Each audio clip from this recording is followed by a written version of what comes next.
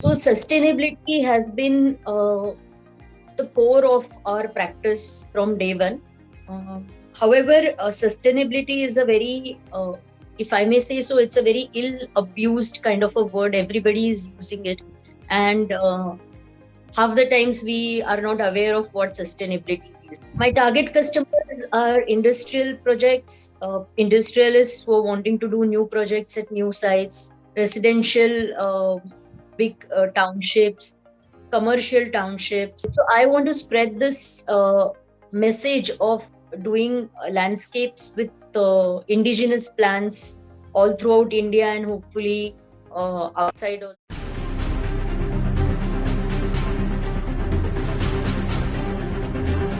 Hey Reshma, this is Krishani. I am a community manager at Startup Leads. I'm delighted that you have taken out time for this interview to share your journey and your experience. So, can we start with your introduction? Hi, Shali. So nice of you to have this interview and a brief introduction about me. I am a landscape architect. I passed out my post graduation in landscape from Center for Environmental Planning and Technology in 2002.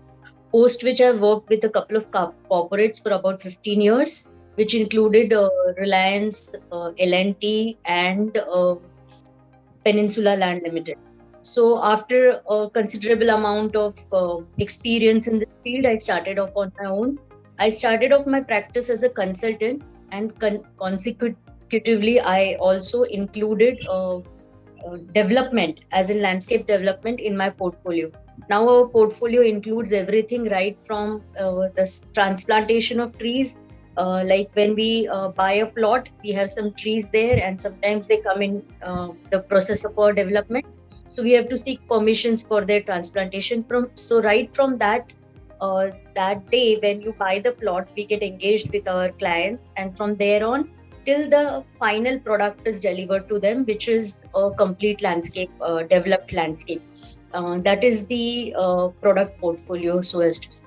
So for the past 8 years, I have been working on this. Some of our clients, or rather, some of our prestigious clients and repeat clients have been Bombay Presidency Golf Course, Peninsula Land Limited, Sulzer Pumps, Novozymes South Asia Limited. So we've been working with corporates, industry, as well as in the residential sector. That's great. So, can you just tell me what does your company do? A little bit about your company. What are the products and services that you are offering? So the name of my company is Green Habitat Consultants Limited. So Green Habitat is basically a landscape design and execution company, wherein we take up projects which have a wide array of practice, like from hospitals to public parks to commercial plazas to even roadside landscape areas to residential complexes. So we design them, we execute them, and we maintain them later on. So that is, in short, company program. That's great. So how is an architectural startup different from the pure consultancy services of the peers? Yeah. So earlier, what used to happen earlier days was that there was an architect. His role was to design. He would design a particular project. Or say if you have a residential complex of 4 towers, and there is a central green area, and this architect would design the central green area. Somebody else would cost it. So somebody else would bring in the budget that is required to be spent. So this person who's designing it would be designing it with a flair of wanting to do everything. Then somebody would cost it, fit it in the budget, and over a period of time, after 2 years, when it actually came on floor for construction or for development, the original idea which the architect had conceived would be very different from what would be delivered at site. Of course, everything green, as they say, looks good. So in general, whatever landscapes that would come about, this was an experience I faced also when I was working with these corporates. So I would design something, I would develop it, and I would have some vision for it. And over a period of time, when it was actually built, it was a little different than what I had earlier thought. So this started me off with the idea of why not take up the entire thing in your scope, so that when you are designing it, you design it with a thought that okay, this is what my expenditure is going to be. So you build in the expenditure right from day one. You design a product which is suitable to the client's needs. It's in tandem with the client's requirements, and then when you deliver it on site, there is a very nominal change in the actual preconceived idea of what the product should be like. So in that sense, our clients and us, we work hand in hand in the initial stages. There is a lot of homework that goes in. We do a lot of research on it, and then we finally deliver the product as a design plan. Reshma, so can you please explain that what was the gap in the market that you identified? Right. So for years together now, architects have been designing, and contractors and civil engineers have been constructing. In the process, what happens is that whatever visual effect the architect wants to create, so many a times, not every time, but many a times gets diluted because of there might be budget issues, there might be workmanship issues, and there might be other issues which probably have happened on site, which the architect was not present on site to deal with. So we thought that this is not the kind of work that we want ourselves to be associated with. This is not the kind of work that we want our name to get associated with and people to remember us with. If you go back in history, we find that Leonardo da Vinci and people who actually started the profession used to work hands-on with the craftsmen, and they were actively involved directly while the project was getting constructed. So we said we wanted to follow that model, and wherein we took up the entire project as a design and build project. So our projects are purely design and build. We design them, we also get them executed. So our involvement starts with the purchase of the plot, and it remains till the day that the project is handed over to the client, and later on also sometimes for maintenance. So that is the difference. Most of the architects, project is given to the contractor who's constructing it. With us, we are continuously involved with the project. So if we want to do any changes, it is done with the view that there is some aesthetic idea that is there, and that should not get diluted. Absolutely, that's great. So can you please explain your business model? Most of our clients come through references, and they have been with us for a long time.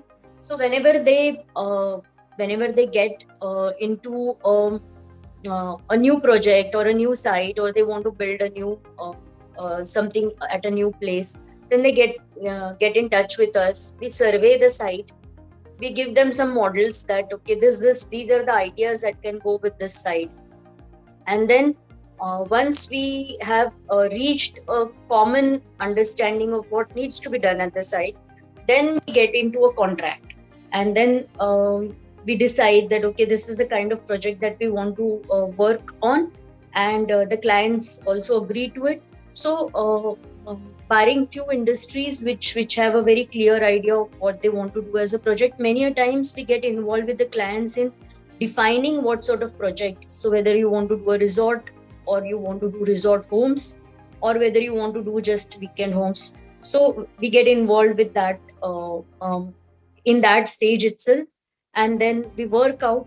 We also give them costing and budgets for expenditures throughout the project life cycle.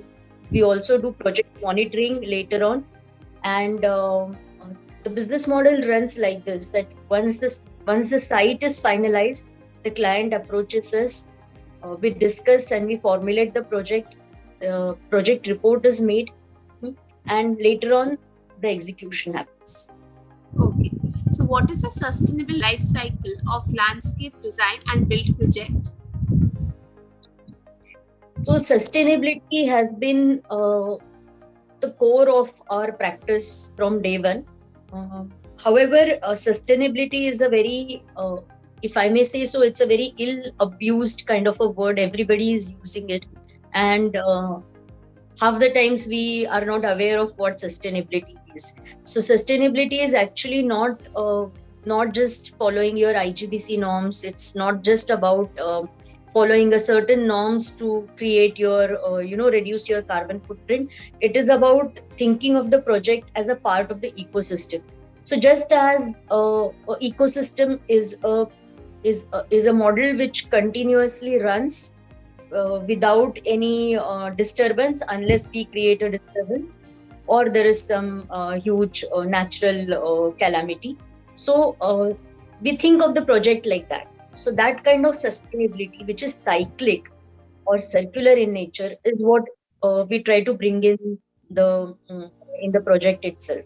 So all our choices of plants, the way we do the planting, the way we do hardscape, how we make sure that it is maintenance free, is all built in this cyclic process. Okay. So who are your target customers? My target customers are industrial projects, industrialists who are wanting to do new projects at new sites, residential big townships, commercial townships, highway authorities, bigger government establishments, and anybody who is wanting to develop a parcel of land. So why do your customers choose your products and services? Like, why do they order again? Yeah, so most of our customers have been very happy because we do enough detailing so that our projects are usually with least amount of maintenance. So whenever we do some work, it is done in such a fashion that we would not require continuous maintenance on and on. It's also with the civil work. It also goes for the horticulture. What are the 3 unique things about you that makes you different from your competitors? Yes, so like I said, sustainability using purely indigenous plants. We don't use any foreign plants in our projects anywhere. So that is the first thing. Second thing is the way we develop our projects. They are in tune with the aesthetics that is required for that place. And third is the ecosystem rebuilding. So everywhere we try to build in the ecosystem back, take it back to nature, take the area back to nature however much we can. So why should a job applicant work with you? So we have been quite happy that we have had good people working for us, and mostly job applicants come to us who are more interested towards students and freshers and professionals who are interested in sustainability and in practicing sustainable landscapes usually join us. So if it wasn't for your company, what you would be doing right now? Yeah, that's a tough question to answer.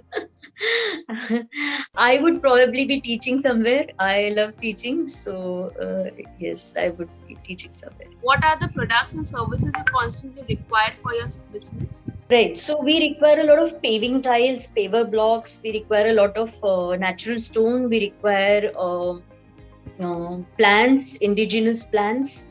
Right. We require coco peat. We require cow dung manure. We require plant organic pesticides, insecticides, and we also require organic nutrients. Okay. So on which parameter do you choose your vendors and suppliers? Like, is it quality, is it convenience, or is it price? It's mainly quality. Price and convenience, of course, can be worked upon, but quality definitely is the primary object. You're not compromising on the quality. That's Yes, it. yes. So what are the recent and the long-term plans for your business? Right. So I want to spread this message of doing landscapes with indigenous plants all throughout India and hopefully outside also, because there is this notion that designed landscapes will always have decorative plants only, and they cannot perform like your natural ecosystems. So that is a myth we all need to debunk and work towards neutralizing sort of, and we want to move ahead. So whatever sustainable ideas that we can bring in, if we are doing lighting in our landscapes, it should be solar lighting. we should not miss that rainwater harvesting is a very, very important aspect of our urban areas. And so also choose choice of indigenous plants. So with that, I think we can bring back nature into our cities. Yeah, right. So, what are you willing to raise funds, external funds in the near future, or are you willing to raise it now? In the coming future, I want to expand so that we can take up projects which are of larger scale, and that time I'll definitely need some more funds, and we'll be interested in raising funds external. In near future, right? Yes, yes. So, lastly, what is your feedback on startup planes? Startup Lanes has been a great platform. I have met quite a few very creative minds here, and I have had one-to-one chats with them and discussions on various products and services. So it has been a really pleasurable journey, and the kind of information and the kind of knowledge hub that you all have created, it's wonderful. Thank you so much, Reshma. So now we have come to the end of this interview. Thank you so much. It was great talking to you. I'm sure that the information that you provided during the course of this interview will help the budding entrepreneurs and the founders to pave their way to their success. We hope to connect with you in the future. Thank you so much.